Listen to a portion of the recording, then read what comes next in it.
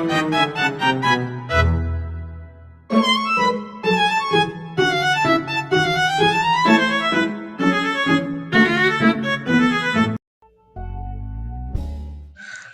Kristen Katolik adalah cabang utama Kristen yang diambil dari bahasa Yunani Katolikos, yang juga meyakini Yesus Kristus sebagai Tuhan dan Juru Selamat yang memiliki kepercayaan pada Tritunggal.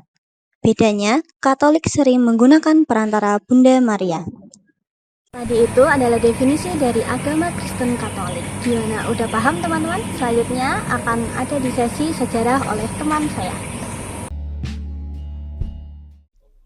Setelah wafat dan kebangkitan Yesus, para rasul dipimpin oleh Petrus mulai menyebarkan ajarannya. Peristiwa Pentakosta di mana Roh Kudus turun atas para rasul dianggap sebagai awal mula gereja Katolik secara umum. Dari Yerusalem, iman Kristen mulai menyebar ke seluruh kekaisaran Romawi dan sekitarnya. Tokoh kunci dalam penyebaran awal kekristenan adalah Santo Paulus. Meskipun awalnya seorang penganiaya umat Kristen, ia mengalami pertobatan dramatis dan menjadi seorang misionaris yang tak kenal lelah. Perjalanan misinya membawa ajaran Kristen ke berbagai wilayah di Asia Kecil dan Eropa, menjadikannya salah satu figur paling berpengaruh dalam sejarah gereja. Selama 3 abad pertama, umat Kristen seringkali mengalami penganiayaan dari kekaisaran Romawi. Namun, iman mereka terus bertumbuh hingga pada tahun 313 Masehi. Kaisar Konstantinus Agung melegalkan agama Kristen melalui Edik Milano, dan kemudian pada tahun 380 Masehi, Kaisar Theodosius I menjadikannya sebagai agama resmi negara. Kita sudah belajar tentang sejarah agama Katolik, dan selanjutnya ada cara berkembangnya agama Katolik di dunia lalu ke Indonesia yang akan dibawakan oleh teman saya, Eva. Agama Kristen Katolik berkembang melalui misi para rasul dan misionaris Eropa. Dimulai pada abad pertama Masehi di Kekaisaran Romawi dan kemudian menyebar ke seluruh dunia, termasuk Indonesia sejak abad ke-16 dengan kedatangan bangsa Portugis. Penyebaran dilakukan melalui penginjilan, pembaptisan, pembangunan gereja dan biara, serta pengaruh dari kekuatan politik dan dukungan dari pemimpin spiritual. Itu tadi berkembangnya agama Katolik dari dunia ke Indonesia. Nah, sekarang kita akan melanjutkan materi selanjutnya, yaitu struktur dan kepemimpinan yang dibawakan oleh teman saya. Gereja Katolik memiliki struktur yang bersifat hierarkis dan apostolik. Puncaknya adalah Paus, Uskup Roma sekaligus penerus Rasul Petrus, yang berperan sebagai pemimpin tertinggi, guru, dan pemersatu seluruh umat beriman. Dalam hal iman dan moral, Paus memiliki kewenangan penuh dan dibantu oleh lembaga seperti Kuria Romana, serta para kardinal yang juga memilih Paus baru dalam konklav. Di bawah Paus ada para uskup yang memimpin keuskupan. Mereka bertugas mengajar iman, menguduskan umat lewat sakramen, dan menggembalakan gereja lokal. Para imam kemudian menjadi rekan kerja uskup, terutama di paroki, untuk memimpin ekaristi, membagikan sakramen, serta membimbing umat.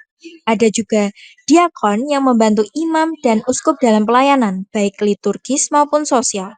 Struktur wilayahnya dimulai dari paroki, lalu keuskupan, hingga konferensi wali gereja di tingkat nasional. Sementara secara universal, seluruh gereja dipersatukan oleh Paus. Dalam semua ini, kaum awam pun berperan penting, sebab mereka dipanggil untuk mewartakan imam melalui keluarga, pekerjaan, dan keterlibatan aktif dalam kehidupan gereja. Baiklah, itu dia penjelasan tentang struktur dan kepemimpinan gereja Katolik. Selanjutnya dilanjutkan oleh teman saya, Tanya. Nah, selanjutnya kita akan membahas tata cara ibadah di agama Katolik. Ada 4 bagian. Yang pertama, ritus pembukaan. Ada perarakan masuk, di mana imam dan pelayan liturgi berjalan ke altar diiringi nyanyian pembuka.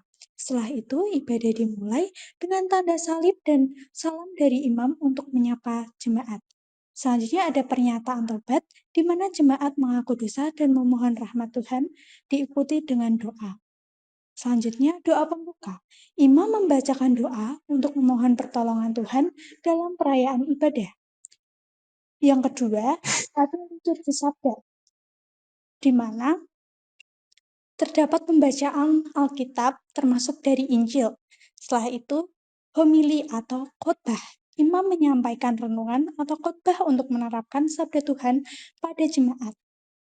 Setelah homili, ada syahadat. Jemaat bersama-sama mengucapkan "Aku percaya". Setelah syahadat, doa umat. Jemaat berdoa untuk berbagai kebutuhan seperti bagi para pemimpin, orang sakit, dan seluruh umat manusia.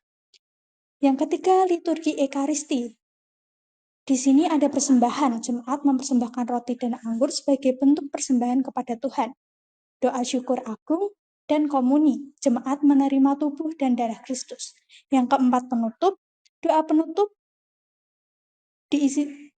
diisikan doa syukur dan doa penutup dibacakan dan menerima berkat dengan pengutusan dan lagu penutup. Kita sudah sama-sama belajar dan membahas mengenai bagaimana tata cara ibadah di agama Katolik.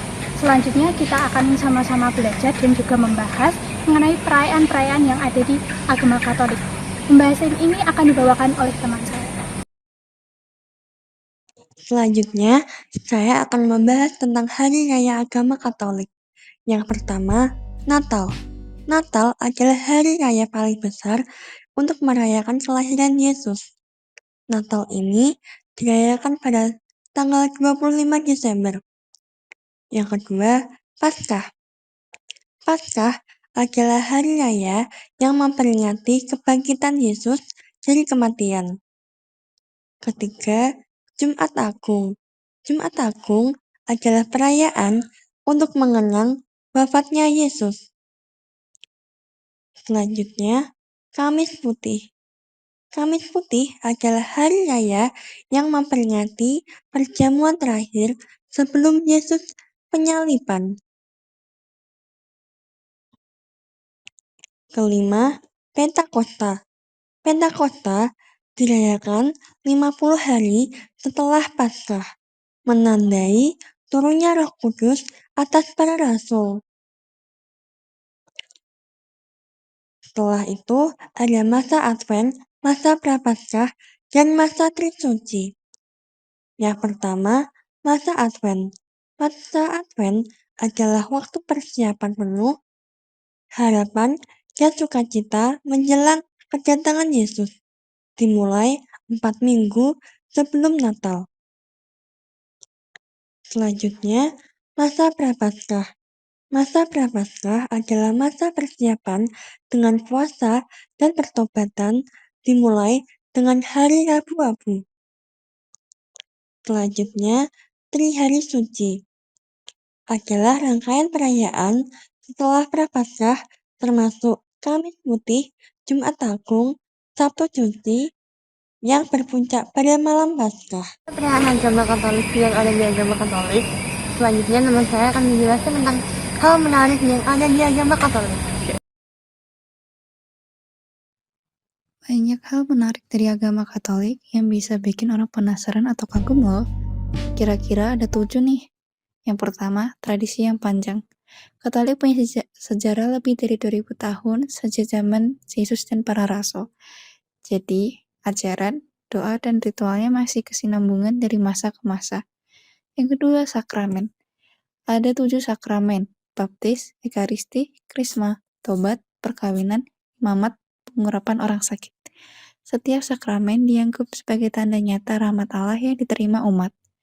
Yang ketiga, ekaristi atau misa.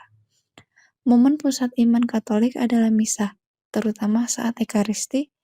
Umat percaya roti dan anggur sesungguh berubah menjadi tubuh dan darah Kristus.